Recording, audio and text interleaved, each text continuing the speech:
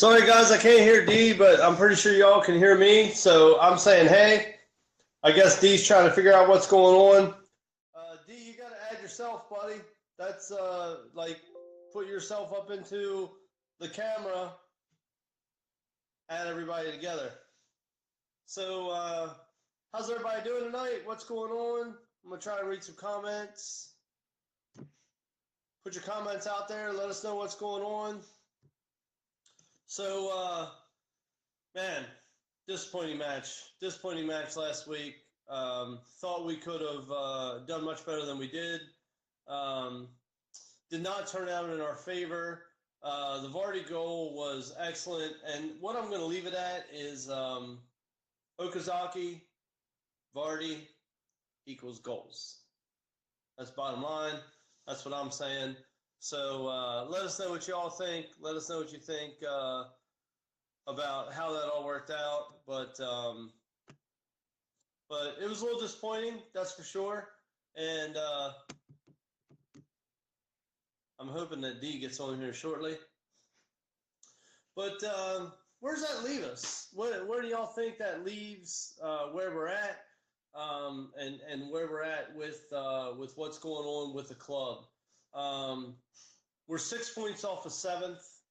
I'm thinking we're 10. Dude, how does the camera connect? D, you have to add yourself to the broadcast. So where does that leave us? We're at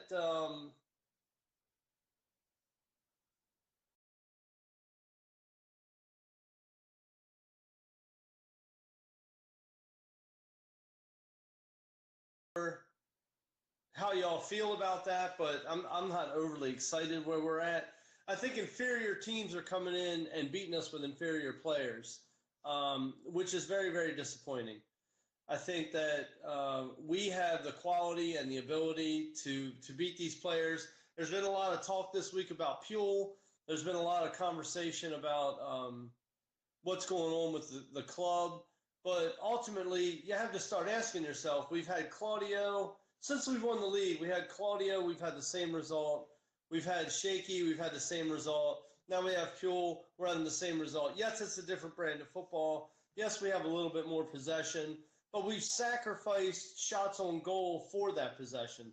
So, I mean, it's been very, very disappointing to see, where we're at and what's going on with the whole thing. So,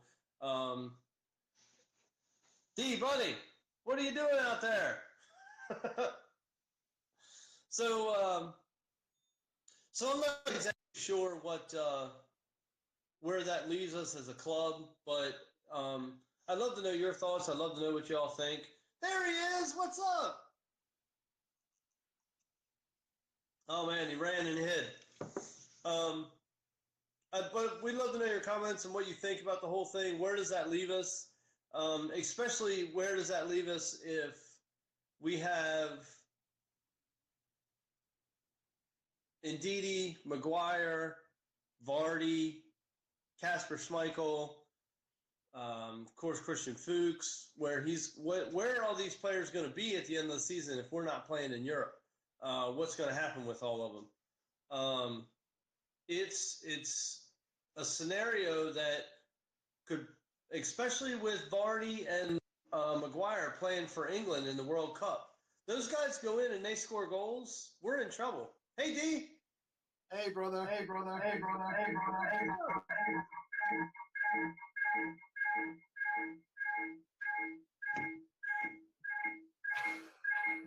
What's going on? How many echoes? Hey, turn off everything else but Facebook and Be Live. Okay. And your cell phone. My phone's off.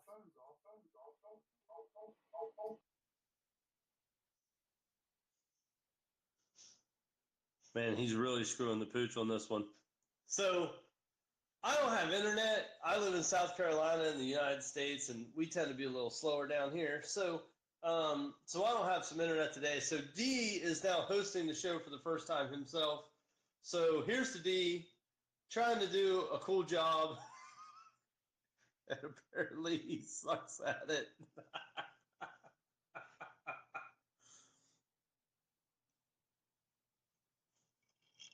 But that being said, so we're going into a big match this weekend with Burnley.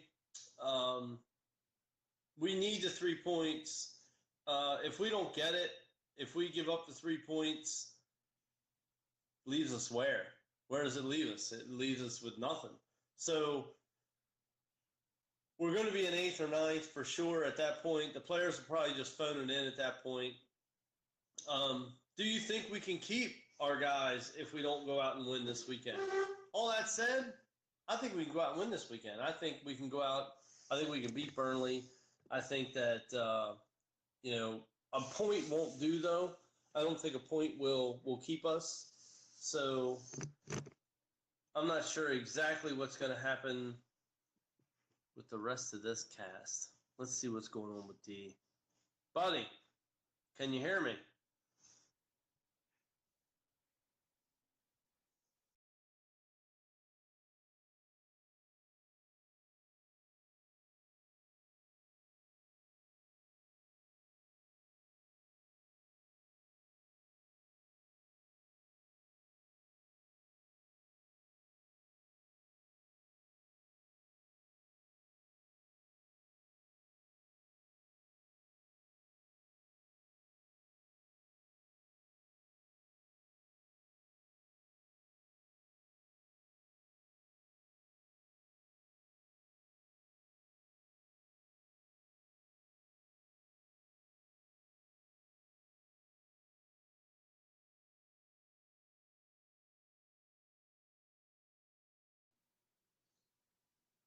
I think we're back. I hope you're enjoying the comedy show that we're having going on right now.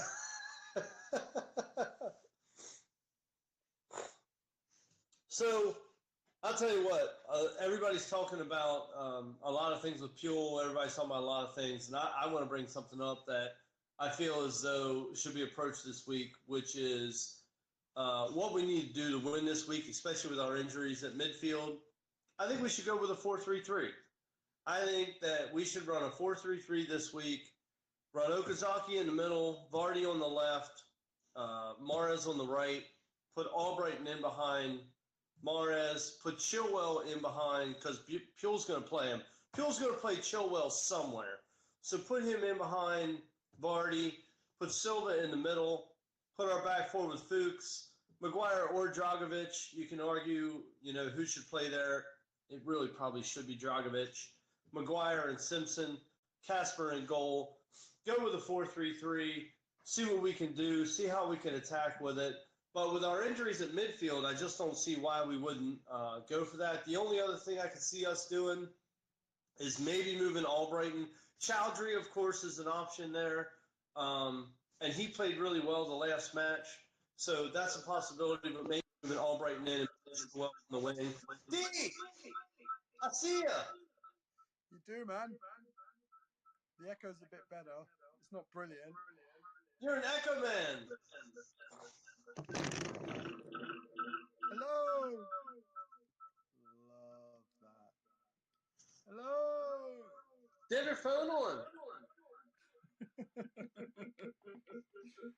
Listen.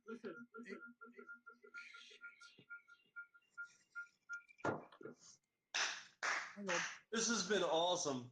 Can you hear me now? Is that better? Much better. No echo. No echo. This stupid system of yours, I've had to go in with my phone. Okay? Were you able to do that? I just did. So, here I am. I can't do that. Yeah, I had to.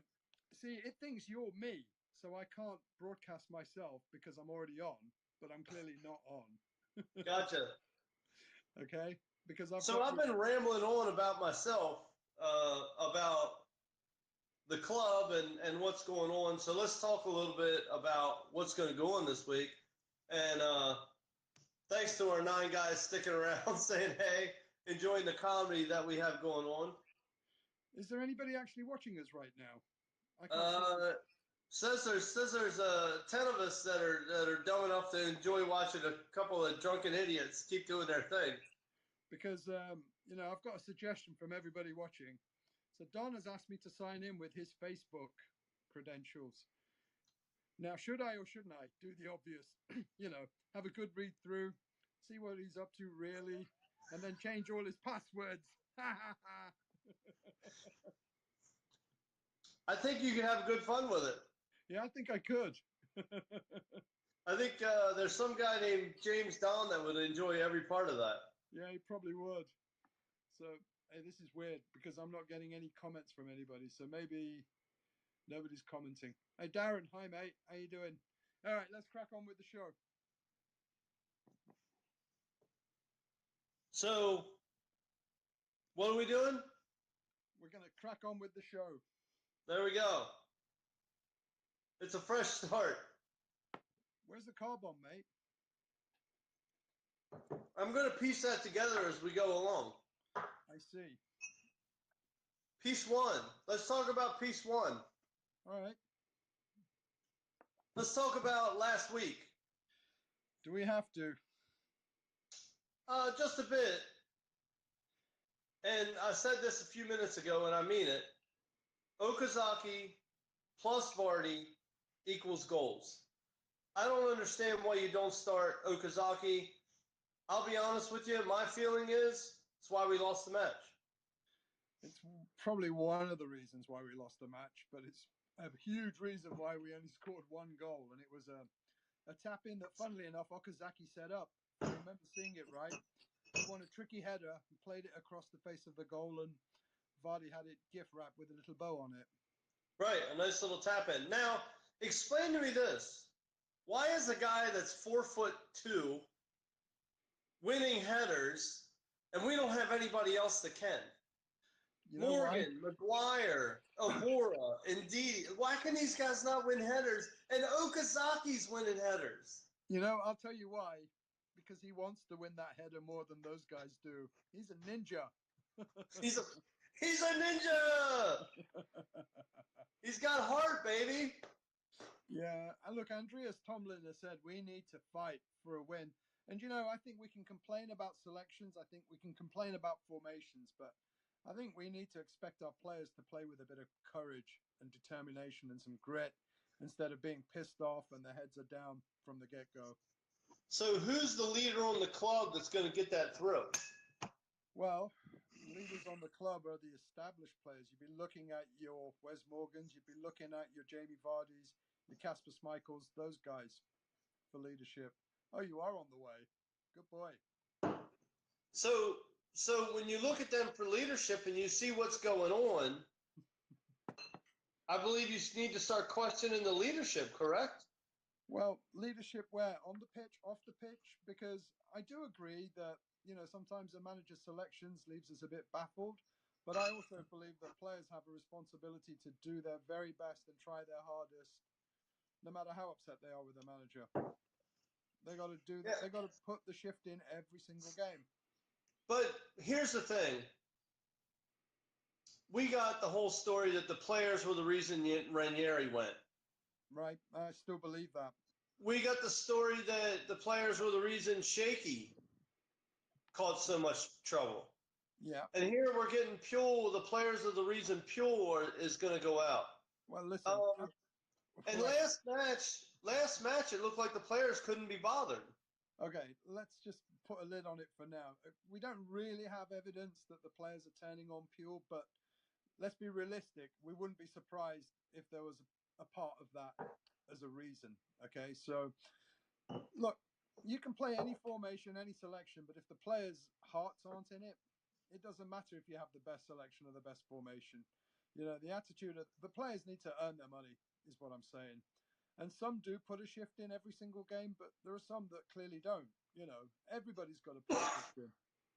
So why do guys that do put a shift in every match, not get a start, and some guys that basically could be bothered to be out there keep getting the start. Well, that goes down to the selection and the formation issue that we've got, and really the formation's not going to change. We're 4-4-2 till we die. I said it last time we were live. If you're getting an LCFC tattoo, put 4-4-2 in parentheses. Don't give me that look. I'll kick your ass. So let me bring this up to you. With our injuries, shouldn't we play a 4-3-3 this week? Well, with injuries and resource management, you have to play in the best formation that you can afford to with the talent that you've got. And I would have said that we needed to ditch 4-4-2 for other games, not just this one coming against Burnley. But my question to you is, how are we going to beat Burnley?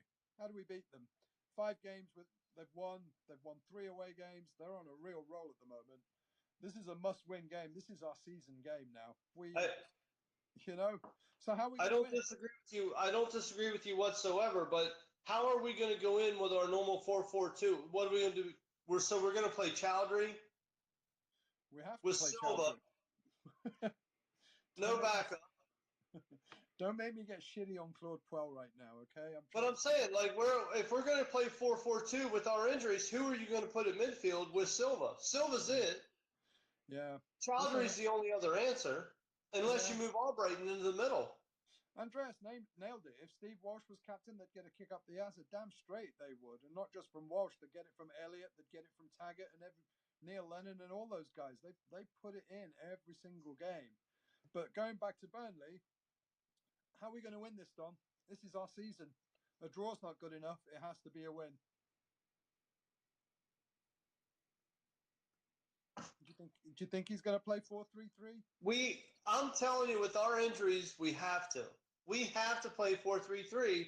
With our injuries, I don't understand. So you put Okazaki in the middle, you put Vardy on the left and Mahrez on the right, you put Silva in the middle, you put Albrighton behind Mahrez, you put Chilwell behind, because he's going to play Chilwell. He loves that kid. He's going to play him. So put him behind Vardy on that side.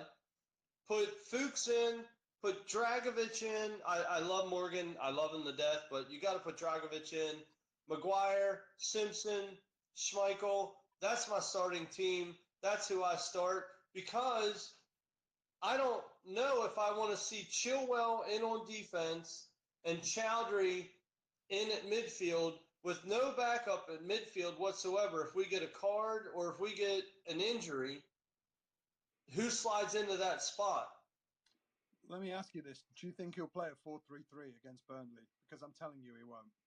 No, I don't think so. But you asked me what I think we need to do to win. That's what I think we need to do to win the match. I think you've outlined the keys to a win, but we have to figure out a way to win with 4-4-2 and Hamza Chowdhury situation. Look, Hamza Chowdhury is a young kid, and Claude Puel's his clear intention is he wants to play the kids, and that's not necessarily a bad thing, okay? But now his hand is forced. It is if you're trying to get in the 7th. Thank you. It is in the games that count. This is an unforgiving league. This is not a league where you experiment. It truly isn't. Someone said to me this week, why do we have to have knee-jerk reactions to wins and losses? You want to know why? $413 million. Yeah. That's what this club is worth. If you don't get into England and you don't make the right moves and you lose your players and get relegated next season, your $413 million as an owner just turned into shit. Total shit. Well, it's nothing close to $413 million. You want a reason for a knee-jerk reaction? I'll give it to you. You keep losing games that you should, or matches you should win, I'm going to have a knee-jerk reaction. So what do you say to these protagonists who insist that Puel needs time and he needs a transfer window? What do you say to that? It's a really interesting dynamic, and this is the dynamic on it, which is a coach in American sports. The saying is a guy needs 3 years to make his team. Okay? Yeah. There's no question whatsoever. You need 3 years to make your team and bring your players in. But great coaches take the team they have and acclimate their system to the players they have, and their team wins now. Maybe not the whole league, but in the playoffs, plays well, does well, and then builds their team behind it. That's what great managers do. We clearly don't have that situation right now. See, Darren makes the point. Is getting into Europe the be-all and end-all, and having start next season in July. If we did qualify for Europe, our season would effectively start in July after a World Cup. Yeah. I'm good with that. Honestly, I'm good with that, Darren. I really am. I'm absolutely fine doing that. So my question is, everyone says you need to give Puel time. If Puel doesn't get into Europe, does he get time? Well, look at it on paper, our current situation. 8th in the Premier League. I would argue that we're 8th on the virtue of everybody else being absolutely terrible. But if you look under the hood of that 8th placement, the facts are we've only won 4 games out of 15. That's not 8th league position form on any other season. Claudio and Shaky got fired for the same reason. They got fired for, I think, Shaky won his first 5, if I'm not mistaken. Right.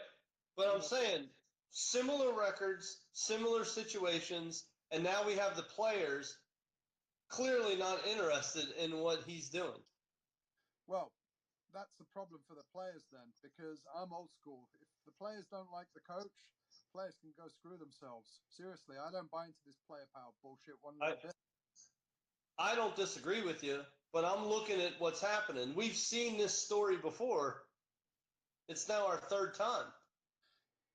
Yeah, but listen, the worst thing that can happen to us now is if we don't make it into Europe. We're not going to get relegated. We may finish 10th, I don't know. And on paper, most people would have taken that. But what we really need to look at is the opportunity that we've missed. And it's a huge opportunity to have a top 6 finish even, not a top 7 or a top 8, but a top 6. Actually be in the top 6, the elite 6. It could have been us. Should have been us. We've got the players. We've got the talent. We've got everything. But if I'm an owner of this club, I'm actually not looking at your current position. I'm going to look back to the EFL Cup and your club selection. I'm going to look back to the EFL Cup and say we could be playing in Europe, but you chose to not play our best club at that time. The FA Cup, you chose not to play our best players and our best club at that time. And now here we are in a situation where we got to fight for it, and everybody's seen what's happened in those 2 situations. And now it's all on Puel. Don't say stuff like fielding a weakened squad in the League Cup. You'll get the mob after you. I'm still running from those people. I'm still running from those idiots who want to kill me for highlighting. I'm a lot further away than you are. Yeah, well, these fuckers can swim. Let me tell you something. The hate mob is real. So don't ever go around saying on Facebook that he's. I'm just telling you right now that we had an opportunity in the EFL Cup to advance, and we didn't do it. Of course we did. We absolutely did. And for me, the EFL Cup, the League Cup, actually disappointed me more than losing to Chelsea in the FA Cup, because that Man City game was genuinely winnable. Genuinely winnable. Absolutely. And that hurt me the most, more than the FA Cup. Even though I'd like to win the FA Cup more, we had a real shot. We should have tied it up. So by end of March, when the Cup final was played, we'd have already got a place in Europe. The pressure. Exactly. So we'd already have a place in Europe. We wouldn't have to worry about where we're at in this situation. We wouldn't have to worry about where we're at in this problem. But now we are in this situation, and everybody's seen this story. So, listen, Dom, I think the frustration amongst our fans stems from one question that none of us can really, really answer, okay? Only those with a pay grade much higher than Claude Puel's could probably answer this. And it's simple. What should be our aspirations? If our owners are saying that they're ambitious and all this sort of shit, well, spend some freaking money. I'm waiting for them to show ambition. Fair enough, they're expanding the stadium, but for God's sake, get the playing side right first before you expand the stadium.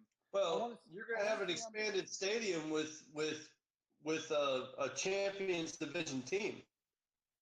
I want our owners now to step up and show this ambition that they talk about, because I'm not convinced. I'm truly not convinced. After all these years, they still talk about ambition. Yeah, put your hands in your pocket. Spend 50, 60 million on one player instead of 3 transfer windows. You know? Hey, man, you got a budget of $90 million this summer. Yeah, spend the money. Spend the money. Right? Hey, so listen, let's talk about this weekend. We got Burnley. We can't recall Andy King. The Savior, Simon. The Savior. Hallelujah. Andy King. Hallelujah. Listen, Andy's doing well. Andy's doing well, and cheers to Andy. Andy's doing well and playing well, and I'm happy to see it. Cheers, Andy King. This is my cob on, by the way, so hurry up. No, I'm working on that third part. So, what's going to happen this weekend? Well, I think you're going with a 4-4-2. We're going to go with a 4-4-2. We know this. Who's your starting lineup? My starting lineup will be Schmeichel, Danny Simpson. Hang on a second. 1 minute. Hang on. Oh, man, you homered this one. Oh, man, D's getting in trouble. So, I'm going to give you mine. Pure, if you're listening, play a 4-4-3. Put Fuchs in there. Get Dragovic in there. Get Maguire in there. Get Simpson in there. Put Silva at the mid. 1 minute. Hang on. This has just been one disaster after another. So put Silva in there. Put Chilwell on the left. Put Albrighton on the right. Put that guy that says he's the greatest in the world, whatever, on the right. Put Okazaki in the middle. Put Vardy on the left. Bring Diabate in late for Okazaki. Move Vardy to the middle and put Diabate on the left-hand side. Play solid, honest 4-3-3. We win the match. 3-1. It's a Vardy party. Vardy will tear that formation up, and I think Mahrez will get a goal too. Vardy scores 2. Mahrez scores 1. 4-3-3 formation. Boom. All right. Mine's not quite as boom as yours, but I think we're going to play the 4-4-2 because we always do. And that's I know we are. I know we are. And I think we're going to win. You know what kind of a beer change it is to go from a margarita to a Guinness? You know, that's a serious... Listen, bro. I've had unlimited booze on a cruise boat. I know exactly how that goes. So I'm going to tell you, we're going to play 4-4-2. We're going to win. And we're going to get a really shitty penalty like we did a couple of seasons back. And we're going to steal 3 points. Oh, you're going to get a Real Madrid penalty. We are going to piss those people off by stealing a win that we don't deserve. Not for the first time for us. Who's going to be our Pinaldo? I think it's going to be Jamie Vardy, of course. Oh, okay. Vardy will be our Pinaldo? Okay. Oh, of course. I don't think there's any question. It's the captain of the ship wanting to play his bar bill. Simon. Yeah, I don't know. You'll have to catch me. He's not going to get here by boat, that's for sure, mate. Look, Burnley are going to expose us. You know, Burnley are not a pushover, mate. They're going to be a difficult game. But they're a grinding, grafting kind of team. They're not a finesse side. And if our players don't show up in terms of attitude, they'll kill us. D, you're an American football fan, and you're a movie guy. Do you remember the movie The Replacements? I do. Gene Hackman. What did he say at halftime going in when that chick interviewed him? When she said, "What's it going to take to come back in this game?" I don't know. What did he say? Win one for the Gipper? I can't remember that quote. A lot of heart, baby. It's going to take heart. Simon thinks Harry Kane will score the winning goal. Yeah. Is he Hey, Simon, we're going to Burnley, aren't we? We're going together, right? I don't know what's happening with that. Let me know. So here's my thing, D, and I think I'm going to echo everyone's frustrations when I say this, and I said a little bit about it earlier. I feel as though inferior teams with inferior players are beating us and beating us easily. And we need to stop the bleeding now and step forward and go win this thing to go into Europe. I think it's we have to stop feeling sorry for ourselves, mate. We need. I mean, we're in 8th for crying out loud. We're not going to be relegated. We're not going to be. Somebody said earlier this week, like, you'd be happier in a relegation fight or a true fight for Europe than to be where we're at right now. But how many teams would beg to be where we're at? Well, they would like to be where we're at, but you couldn't make it up with Leicester City. Only we could be 8th and still be really pissed off. The truth, I truly feel in my heart, though, seriously, I truly feel in my heart that if we don't get Europe, we lose Maguire and Ndidi. Well, not just those two. There'll be a lot of interest. Don't forget, this is a World Cup year, so a lot of scouts will be watching a lot of our players who are playing internationally as well. It might not be just Ndidi and Maguire, mate. It could be a bunch of players that could be tempted to go somewhere where they can play in Europe, you know. And guess who might get some time? Who? Jamie Vardy. Yeah. You know, I'm worried about Kasper. I'm worried about, you know, any one of our players could go. Listen, I'm going to tell you what, Kasper goes, and a lot of people that are saying he's crap are going to start saying, wish we had Kasper back. Oh, man, you won't catch me disrespecting that goalkeeper. He's saved our asses more times than I can remember. Yeah. Could you imagine what our record would be this season without him? No, I dare not even think. I shudder to think. Kasper gets a free pass from me all day long. Honestly. Yeah, I agree. Yeah, he does. But, you know, there's going to be a lot of, like Imtiaz said, there's a lot of emerging talent in the World Cup. But, again, the question has to be, and this is the one nobody's answering, what is our objective? Is it just to get 40 points? Or is it to do more? Let's do it. You know what my answer is? What's that? To do more, my friend. Let's do it. Go Leicester!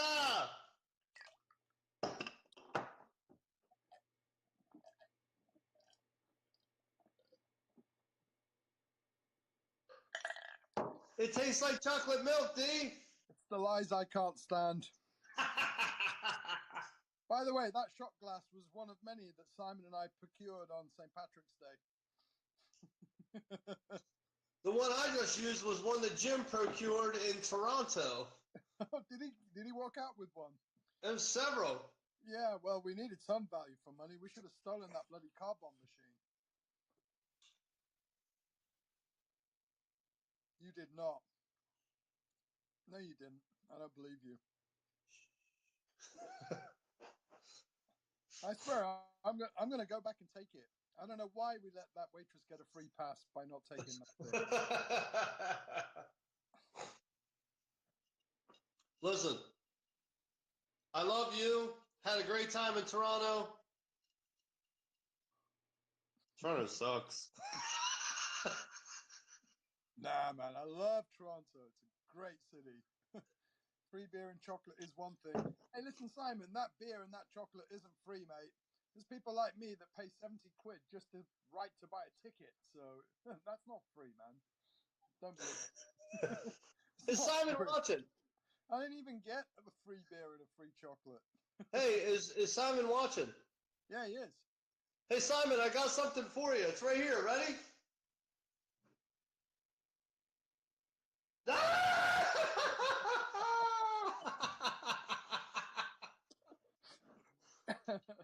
That's a cross ocean love right there, bro. I'm all out of booze, mate. This is me finished.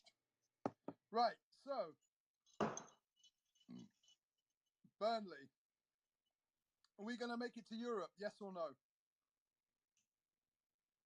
Man, I love Leicester, but no. You know what? I'm going to say we are. I want to say it, D. I really do from the bottom of my heart. I want to say it, but I'm going to tell you what. I watched the last couple of matches really close, and the heart's not there. The fire's not there. I don't know. it's Leicester. And that makes the difference. It's always made the difference for us. For me, it's the very definition of who we are. If anybody can pull this off, it's us. I think the reason I fell in love with Leicester City when I watched Leicester play was because of their heart and their determination. When they stepped out of that tunnel until they went back into it, it was the heart and the determination that they put out there.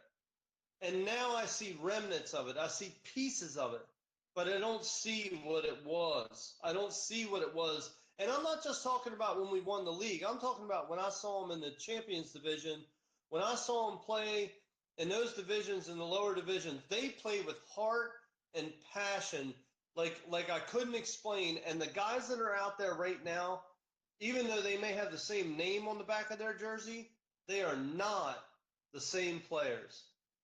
Listen, if you want to see that kind of passion and commitment, watch the Championship or League One. You'll see it in those players.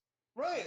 I mean, that's what I'm talking about. I fell in love with that heart and that passion. That's what I'm talking about. And I'm going to tell you what, I saw pieces of it. When I was there live, Vardy scored that goal. It's the most amazing thing I've ever seen. I mean, it was just bang, bang, bang. It was incredible. But I don't see what they put out there for 90 minutes. They don't have 90 minutes in them anymore. You know why? How many goals this season have we given up in the last 5 minutes of the first half and the last 5 minutes of the second half? I'm going to say something here, and it probably won't be popular, but I don't give a shit. But I think Leicester. What do you think? What I just said is popular? But I actually think Leicester City have become somewhat institutionalized in terms of Premier League football. It's like they don't have anything to prove. It's when you have something to prove and you're the true underdog, that's when you'll fight for every single thing, like we did with the Great Escape, like we did when we won the league, you know, and to a small degree when we're in the Champions League. But now we think we've been there, we've done that, we're all that. You know, it's easy to get to the top, and you know as well as I do, it's even harder to stay there. And I think a lot of our players have become institutionalized to being Premiership divas, Premier League divas. You know, here's the thing. I don't want to stay there. It's great. It's great to win. It's amazing to win. What I want is the guys that I support, I want them to go to work as hard as I do. I want them to get up. I want them to punch the clock. I want them to work their ass off. And then when they get done, I want them to go home and do whatever they do. But in between there, I want every single thing they got. You see, maybe that's why he's playing the likes of Chilwell and Matty James, and that, well, before he got injured. Maybe they're showing him something on the training field that the others aren't. We don't know that. We don't see that, you know. There's a lot of things that we don't know. And again, I'm going to go back to this one question that none of us can answer. What is going to be our true objective next season? Is it simply to stay in the division? Is it to win something? Is it to try and get into Europe? Because I don't even think this season we have a true objective. I mean, I think it's insane. I think it's insane to ask the question, do we want to stay in the Premier League? I think it's insane to even ask that question. You're talking about millions upon millions of dollars difference between that and the Champions Division. Well, wait a minute. I mean, the game to go from the Champions Division to the Premier League is called the richest game in the world. Let me pause you for 1 second. Do you not read Facebook? Do you not see how many thousands of people are just content with being in the Premier League? A lot of our fans are just happy with us being in the Premier League. Nothing more, nothing less. Maybe have an extended cup run now and again, but they're quite comfortable with just finishing 17th. That's it. Then that's your problem. Yeah, right. Exactly. That's your problem. We have. When you start saying, when I was there, people would say, little old Leicester. Little old Leicester is doing this. Little old Leicester is doing that. Bro, I got news for you. You know who the Pittsburgh Steelers are. Yeah, I do. I can smell them from here. We are one of the smallest market teams in the NFL. Yet we are one of the most dominant teams to ever play in that league. And the reason is because the family that owns that team will only take players that work hard and fight. You may not win the Super Bowl, but you know what? We are in the playoffs every single year. And the reason we're there every single year is because they will not. We had a player that was one of the best receivers in the history of the NFL get busted for smoking weed, gone. Yeah, absolutely. Gone instantly. Instantly. We had another player that hit his wife, gone. Yeah. Gone. We don't put up with it. Like we don't you do not mess with Steeler Nation. Like we have a culture in Steeler football that is we win, but we win the right way. And if we don't win, we lose the right way. That's okay. Yeah, and that's fine. I get it. But right? And I I honestly attached myself to Leicester City football because I felt they were the same thing. They really, truly were the same thing. They had players. Vardy was an outcast. Okazaki was an outcast. Huth had an injury that they never – like all these guys came from all these places, and they were guys that fought together. Just like Major League, the movie. They really were. Yeah. They really were. Yeah. And it was amazing to see them come together and be this amazing thing that they became. And they fought together, and they fought together to be who they were and what they are. And that's what was amazing about what they became. Let me say and it's disappointing because you know what? Now I'm watching Major League 2. Yeah, we are. And do you know what you're going to be watching in a couple more years? Back to the majors. Right. Right. You know, so the money's gone to the head, and the guys don't have the heart that they had before. And what I'm getting at is, here's my question. We talk about Puel. We talk about the players. Is it a bigger problem? Is the front office the problem?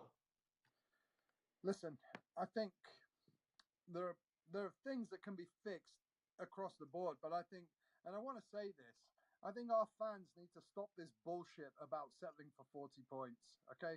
That shit stopped season before last. Our fans need to be demanding a top 6 finish. And you know what? Our owners can easily afford the money to purchase the players to get us there. So what's holding us back? Why aren't we doing it? I not only completely agree with you, but it echoes everything I just said. I want players, I want managers that are going to fight for every inch that they get. Listen, we talked about this. Danny Drinkwater's not fitting in Chelsea, and everybody's talking about all that stuff, and will he come back on? I'll take Danny Drinkwater in a second. You know why? When Ndidi should have taken that yellow card in that match a few matches ago, yeah, Drinkwater would have taken it. Drinkwater will cut a guy out. He'll fight. He's nasty. He's hard. That's what I want. That's what Jamie Vardy is. He's nasty. He's hard. He fights. He's got heart all the time.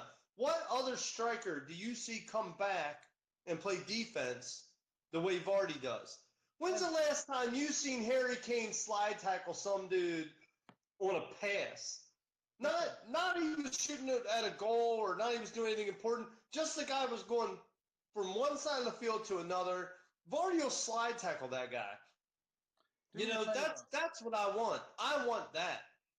Throw me another fishing lure for Simon. And that is because I said we don't want Eddie Howe to be our manager. He's won nothing. Why should he come to us? We want winners. We want winners. Hell yes. We don't want people who are average with average clubs. We want someone who's going to take us somewhere and do something. I want fighters. I want people that got the heart. That's what we want. Right. Because our fans have it. Our fans have got heart. Trust me, they have. Our fans have got heart, and they love this club like nobody else does. But I don't disagree with anything you say, except when you get to the stadium, it sounds like a bunch of crickets are sitting there, bro. Well, you know what? Look at what's on the field. You know, they pay a lot of money to watch this. they're doing their bit. The players have got to do theirs too now. You know? I'll tell you what. I disagree. I think Leicester needs to step their game up as much as the fans do. Well, the fans. I think you know what? I think Leicester's problems are as much in the stands as they are on the pitch. Step up your fandom. Step up. When I went to see the Burnley match when I was there, I could have taken a nap. Listen, so we're going to get a bigger stadium. What, with less people in it, more people in it, but no noise? No, I want to see the fans step the level of fandom up as much as we want to see the players step it up. It's kind of like saying, I want you to be the best in the world, but I'm still going to sit on my hands no matter what you do. Listen, you know what we really need? We need clearly defined objectives. That's what we need, and we don't have them. Nobody knows what our fucking objectives are. Nobody knows. Well, let's get a fan objective right now. To do what? Sing your lungs out? Something you can measure. We're sold out every home game. Every home game we're sold out, brother. It's the same people going. To what? Take a nap? Take a nap against one team, but raise the roof against another. It's the same people doing it. I'm going to give our fans a pass. I think the reason why the stadium's quiet is because what's on the field is something that doesn't please them. And they pay a lot of money to watch that. Dude, when Burnley played against us, Burnley lost when I was there. Yeah, I was there too. The only fans that I heard the entire time, and Burnley lost, the only fans I heard was Burnley. Let me tell you something. I'm going to go away to Burnley on Saturday. And I'll tell you this. Every single away game that I've been to, and I've been to a few, our fans are 1,000 times louder, more rambunctious, and with it than they ever are at home. The away crowd is completely different, mate. Totally different. I don't know how you get a song done, but we need more. The away culture is completely different to the home culture. If football is entertainment, yeah, it's a different culture when you travel away. Well, I'll go live with you when I'm at the Burnley game, and you'll see what it's like there. But I do think it's a lot of things. If the players are playing well, the fans will get behind them. If the team is struggling, I think it's fair to say the fans will still get behind them. But now we've got a flat product on the field, it's going to equate to a flat atmosphere in the ground. It is what it is. It's that. Yeah. Look what I said. He goes, the players aren't connecting with the fans. That is an absolute truism. A lot of these players won't stop, sign autographs, take pictures with the kids. Some will. They'll do one or two, but they're not engaged with the fans. The connection between players and fans has never been further than it has been right now. Allow me to refer back to the Steelers. They have a section out of the tunnel that only kids can go into, and it'd be like a grocery store where there's like 8 runways, right? Right. And when the players are done a game and they go through these little runways, and all these kids are randomly put in these spots, and all the players randomly go through these little chutes, and they'll sign stuff for the kids, and they'll shake their hands, and they'll talk to them, and no adults are allowed in there. None. Do you know how much Leicester City would charge you to have your kid as a mascot? Upwards of £400. But this is the players leaving the pit, or for you leaving the pitch, leaving the field at the end of a game, and they sign stuff for kids. It's not they get to walk out on the field or do anything like that. But all the players, all of them do it. They go through these shoots and they sign for every single one, and it's 2,000 kids. Oh yeah. Right? On the way out. You know what kind of impact that is? We don't have that connection with our players and fans. They've never been more further apart in my time as a Leicester fan than they are right now. They've never been more distant than they are right now. They truly keep themselves on a separate level. I mean, but you know what?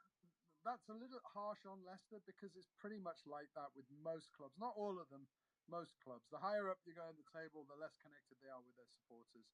And It's disappointing. I'm going to tell you why it's disappointing. It's disappointing because I've been to Leicester, and I love Leicester. I love the town. I can't wait to go back. I look forward to going back to Leicester City. I enjoyed it there. I met amazing people. I was fortunate enough to have a local guide that took me around the places that, I didn't see, which I thank you for, D. But Leicester's a small town, and they have an amazing club. And the two have an opportunity to be very symbiotic. And it's very, very, very similar to Pittsburgh. They have the ability to be very close together and work together to do things. And they do. I mean, the Birch does his thing. Does his, oh, shoot, I can't think of his name. But they do another fundraiser through him. I mean, and it's cool stuff. But the club has the opportunity to be much more involved in the community than they are. And it's disappointing that they're not. Yeah, but I think it's just a sign of the times. It's commercialization of football more than anything else. If you go lower down the leagues and down the divisions. Have you been to the States, bro? Have you seen the NFL? Probably more times than you, mate. Seriously. Right. So, do you know how commercialized NFL football is and NFL players are? But you've got to understand one thing. Commercialization of British football is more contemporary than it has been in the US. It's been like that in the US from day one. Over here, it's only in the last sort of 10, 15 years it's become like this, where footballers are more than footballers. They're like bigger than movie stars or pop stars. It was never like that before. But that's my point. So, as commercialized as they are, as amazing they are, I could go to the next Steelers preseason game, or I can go to practice before the season. Right. My kid can meet Roethlisberger. My kid can meet Le'Veon Bell. My kid can beat Antonio Brown. Get an autograph, shake their hand, all that stuff. Mm-hmm. As commercial as it is here, they can not only meet them, they can see them, they can be around them. Yeah, they stopped that from our training ground. They stopped fans from going there and waiting for autographs and stuff a couple of seasons back. You're not allowed there anymore now. Security guy will turn you away, even if you're a kid. Okay, so in all that, if Leicester City's watching this, I'm available for hire. I'm a PR professional. I can set you up some stand and repeats. I can help you out with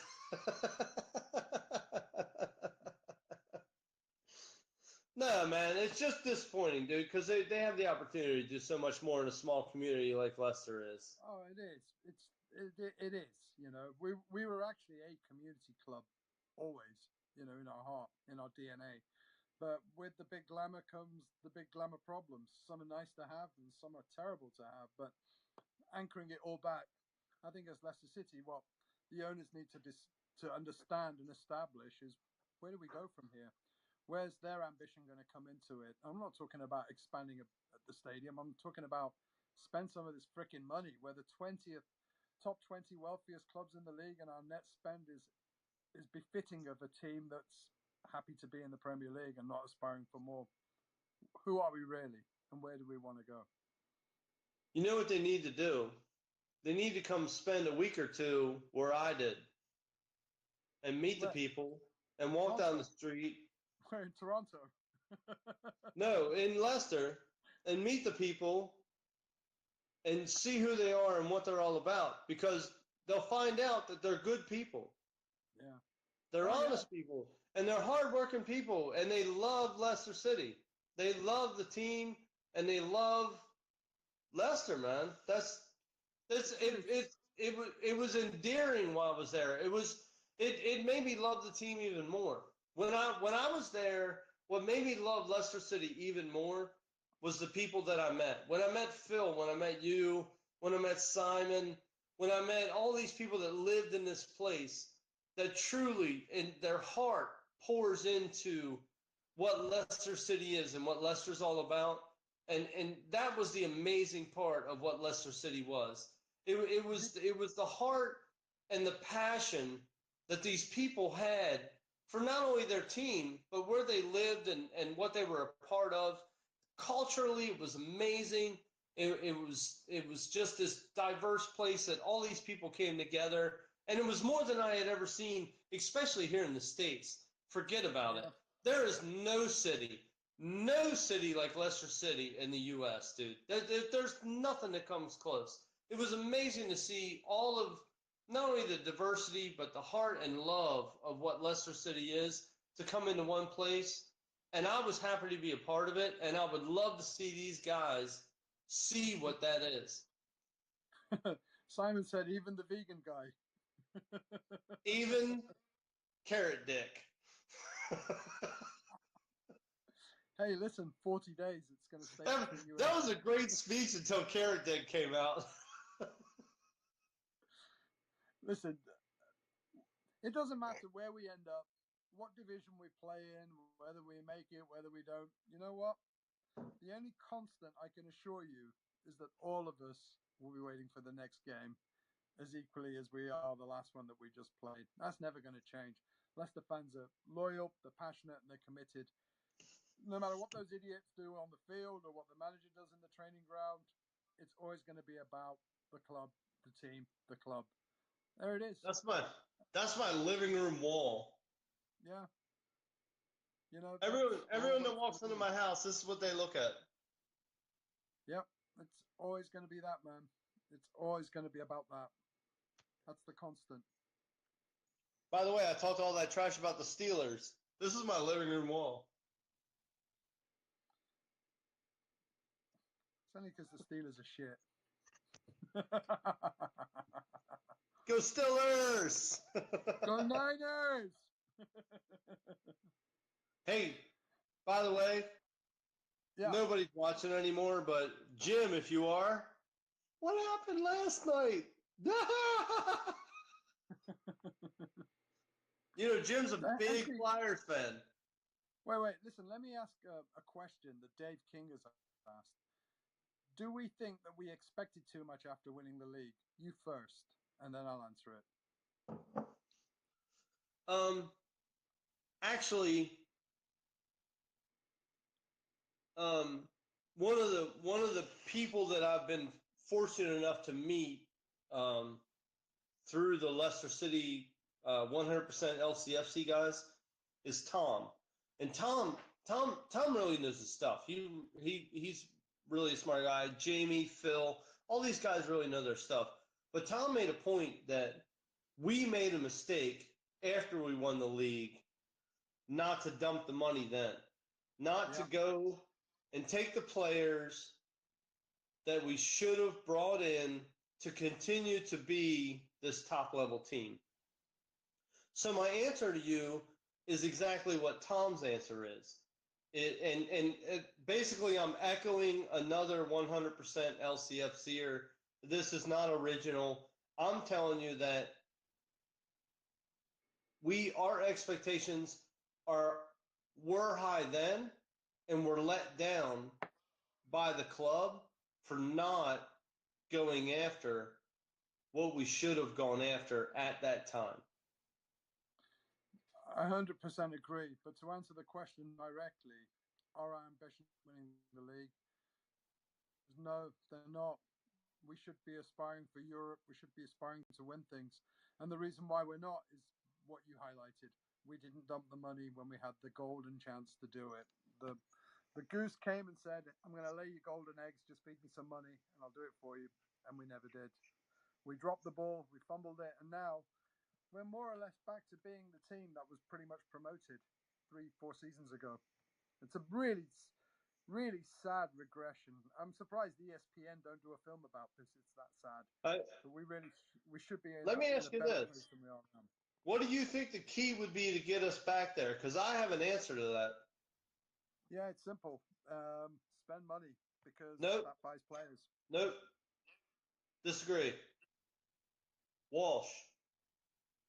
Steve Walsh. Captain Fantastic. Bring him back. Do you know what? If we had 11 Steve Walshes playing on Sunday, even at his ripe old age, we'd still win. No. It's in all sincerity, it's his eye and his scouting talent that brought a lot of these guys in. Oh, you're on about the other Steve Walsh at Everton. I'm on about Captain Fantastic Steve Walsh. No. Our idol. No. You're on about the scout that we let go to Everton. The Yes. director of football, Steve Walsh. Yes. Yeah, he hasn't set the world on fire in Liverpool, has he? He's struggling there. Yeah, but the thing is that he went there and they said, here's a whole bunch of money, go get guys. And he didn't spend time scouting any of them. Well, we were after Gylfi Sigurdsson ourselves, and some of the players we did sign. Oh, that still pisses me off. Yeah, I know. If they want 45, say, right, we'll give you 50. We just want him. Done deal. We're the 20th richest club in the world. No brainer. If you want the guy, pay the money. Simple. I want a We're not going to Gylfi. spend the money. I want a Gylfi. Yeah, you want a Gilf. You want a Gylfi. You know any? I know a There's few. only 15 people watching, so as if anybody's got any connections. I know a few. They'll put their false teeth into you if you ask them nicely enough. See what this regresses to when we're serious all the time. Look. Gylfi is the top player. Yeah. Steve Walsh identified Musa and Slimani. Correct, Hitashpat. And we went after those players. And Musa, I don't think we gave the kid a chance at all. He tore Barcelona a new one in a friendly, and we never saw from him again or heard from him again. Slimani, great player, but doesn't suit the way we play. His only crime That's is that he's not. the problem is that we brought somebody in. It's like bringing in a player in a hockey team that you're a finesse team and you brought a thug. You know what I mean? Like he's never gonna fit. He's never gonna fit. No, you don't bring a negotiator to a fist fight, do you? Right. I mean, that's what you did. You brought somebody that had absolutely no chance of being on this team. Hey, listen, dude, we've been over an hour. Maybe we should call it a night. Nah, I think that all those guys are basically like, what the hell are they doing? There's 11 people watching, and nobody really. I'm not gives a sure. shit anymore. I think they just fell asleep with their phones on. Yeah, Imtaz says nice quote. I don't know what I said, but I said something. So thanks for that, man. Steve, what? I love talking to you, bro. I love seeing you. And you know this. This is a terrible time to do it, but make sure and check out Jamie's show on Sunday. The Aftermath show. Make sure to check out Phil's show on Monday. Now, here's the difference between what just happened with our show and theirs. Hey, these guys actually know what the hell they're talking about. These guys actually know that. What's that? Jimmy's online. Hey, Simon says, "Are you drinking Smurf piss?"